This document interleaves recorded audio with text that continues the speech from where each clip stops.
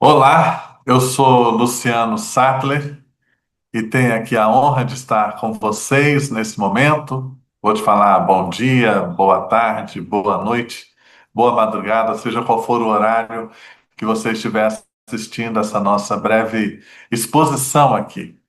E o professor João Roberto me desafiou nesse mês que nós estamos gravando aqui, já caminhando para o final de 2025, para a gente conversar sobre ensino presencial como espaço de inovação, novas experiências e o apoio diferenciado à jornada dos estudantes.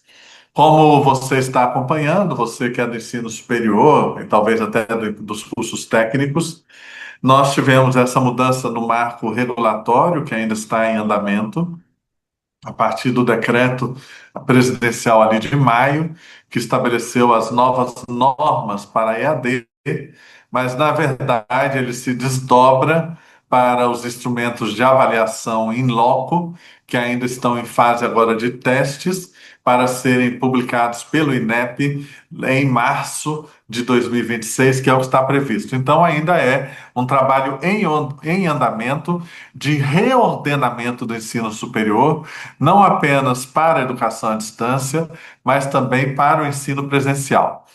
E esse novo marco regulatório, e que se desdobra agora nos instrumentos, portarias, resoluções, traz duas grandes novidades que eu quero destacar que vocês estão acompanhando aqui, que são justamente as novidades da intersecção entre a educação à distância e o presencial, porque são temas que são híbridos, servem para tanto para ensino presencial quanto para ensino à distância.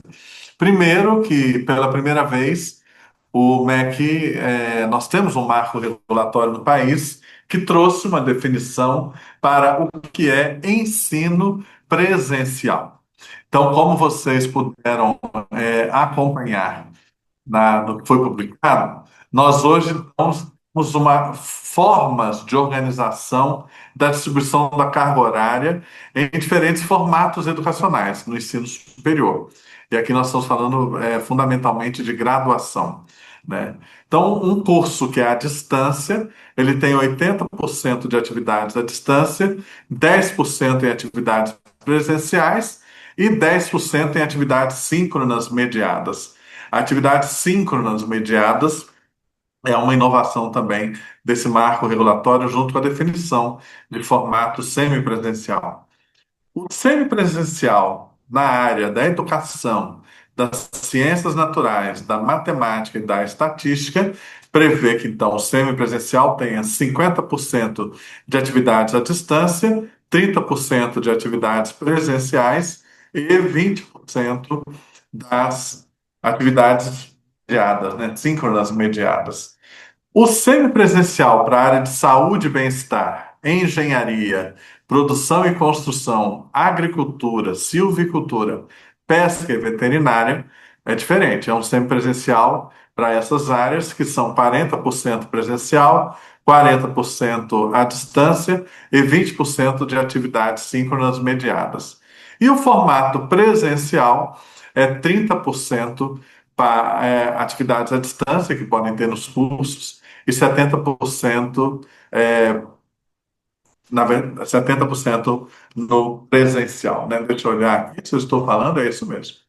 E com exceção da medicina, que se prevê que seja 100% presencial. Então, isso significa o quê? Que nós precisamos entender o que que é esse ensino presencial, que é isso que eu já expliquei, mas que faz um convite, né, a nós, porque você sabe que nós já estamos precisando mudar as metodologias da nossa forma de ensino há alguns anos, e agora esse novo marco regulatório permite e possibilita e convida a gente a repensar metodologias, currículos e até atividades de aprendizagem. Pensando que boa parte dos cursos vão ter alguma característica de semipresencial, mesmo que seja um curso presencial que vai ter atividades à distância, então podemos entender de uma maneira mais ampla que seja um curso que também tem semipresencial. O que que nós podemos fazer no semipresencial de diferente? Para aumentar o engajamento do aluno e para reduzir a evasão, para gerarmos melhores resultados de aprendizagem? Essa é a pergunta-chave que você deve fazer. E a resposta passa por algo que nós já dominamos, mas que muitas vezes não estamos praticando, ou praticamos de maneira individualizada, não é algo institucionalizado e que agora precisa ser institucionalizado. A atividade mediada síncrona já está lá delimitado, que são atividades ao vivo, que acontecem online, com um professor falando com no máximo 70 alunos de forma simultânea. Então, também a atividade síncrona não deve ser restrita à aula expositiva. Ela pede experiências, trocas, partilhas, participação o máximo possível para ela ficar rica em termos de aprendizagem. Isso é atividade mediada síncrona. Agora, para o semipresencial, eu tenho aqui a recomendação das 5 práticas, melhores práticas, mais recomendadas para gente que já comprovou que funciona, né, nessa área do semipresencial. Quais são as 5 práticas que eu trago aqui para vocês? Eu fiz aqui uma anotação. Primeiro, aquilo que nós sempre falamos, que é a sala de aula invertida, né, flipped classroom, em que o conteúdo teórico você disponibiliza online e quando você está nos momentos presenciais, você faz ou síncronos, né? Você tem uma aplicação do que foi aprendido na teoria, nas aulas expositivas, ou nos vídeos, nos materiais que você disponibilizou para estudo prévio online. Então, você privilegia no semipresencial aquilo que traz também mais experiência, mais interação e mais do que interação, mediação, porque mediação é mais do que interação. Mediação é você buscar conhecer o aluno de maneira individualizada nas suas necessidades, limites, possibilidades e trabalhar da maneira mais personalizada possível com esse estudante, demonstrando sincero interesse e que estabeleça uma relação de confiança com o estudante. Então, nós sempre falamos de sala de aula invertida, mas pouca gente aplica, e agora no semipresencial nós temos uma chance de poder avançar com essa metodologia. Uma outra recomendação é nós buscarmos projetos, problemas autênticos, trabalhar o PBL, né, Problem Based Learning, resolvendo desafios reais, articulando momentos síncronos e assíncronos e encontros de validação. Hoje nós temos, inclusive, o apoio da inteligência artificial generativa, que pode ajudar professores e estudantes a criarem cases de aplicação o mais próximo possível da realidade. E é claro, não vai entregar um copia e cola disso, mas fazer uma entrega após uma análise crítica, criativa, checando as fontes, checando a veracidade dos dados de mercado, tudo, para poder gerar realmente o estudo de casos, a aplicação de casos, a simulação de empresas, de organizações, a simulação de fatos que acontecem na sociedade. Então, trazer o máximo possível aplicações que têm a ver com a prática, com a realidade, em metodologia de estudo de casos, de resolução de problemas baseado no PBL, que é o Problem Based Learning, tá?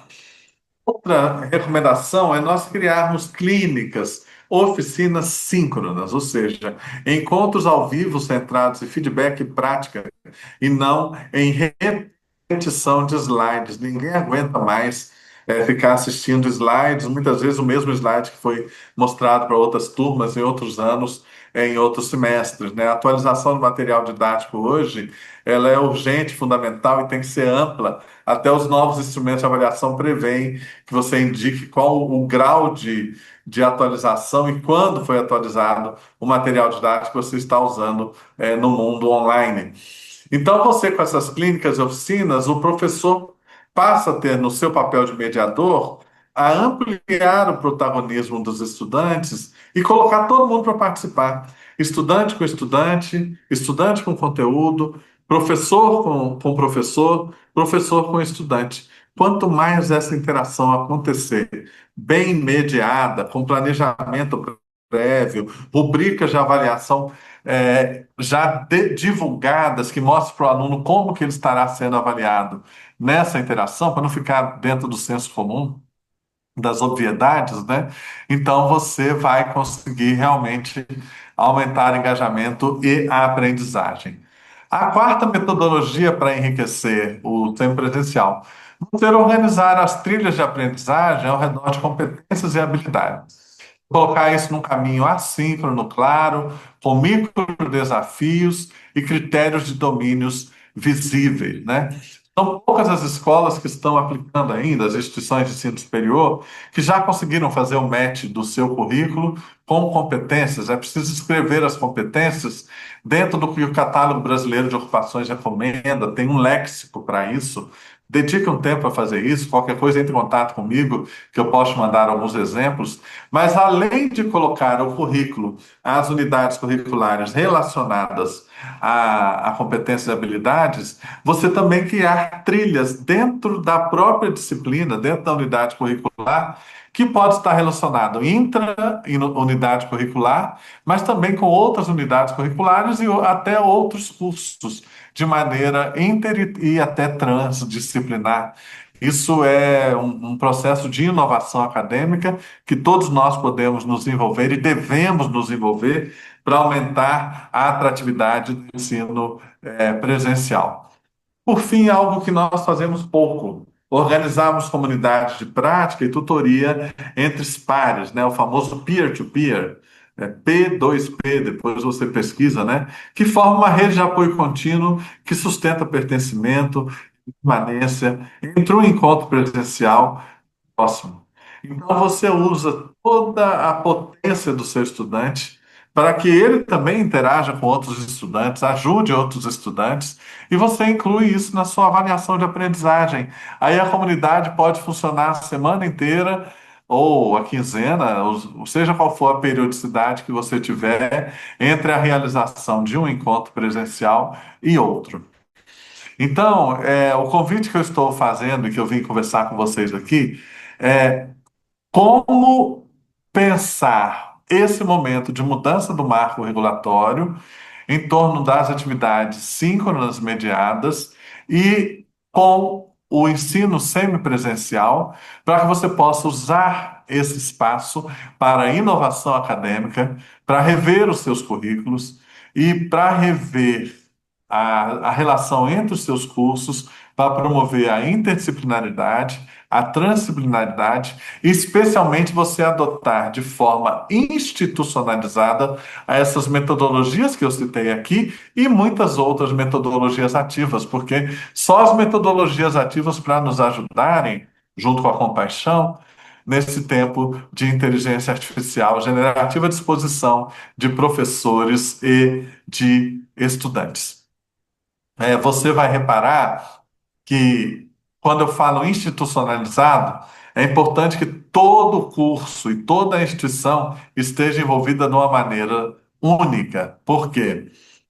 Ao invés de ficar um professor heróico aplicando metodologia ativa e aí tendo abaixo-assinado de aluno criticando porque ele não dá aula, porque o aluno vem também de um modelo passivo no ensino médio, não. Se todo dia um professor diferente trouxer alguma metodologia ativa e o aluno passar por pelo menos 3 momentos de metodologia ativa durante a semana, ele vai saber que isso é institucionalizado, você vai ter um diálogo com eles para explicar as vantagens das metodologias ativas, e aí vai aumentar o engajamento de todo mundo. Então, por isso que precisa ser institucionalizado, e não apenas deixar um professor herói que eu chamo professor heróico, né? Fazendo isso, às vezes, numa noite de sexta-feira, com uma aula presencial que os alunos já estão, às vezes, querendo fugir da gente, porque vão sempre com aquelas questões que atingem a todos, né? Olha, a van vai sair mais cedo, não tem ônibus para minha casa.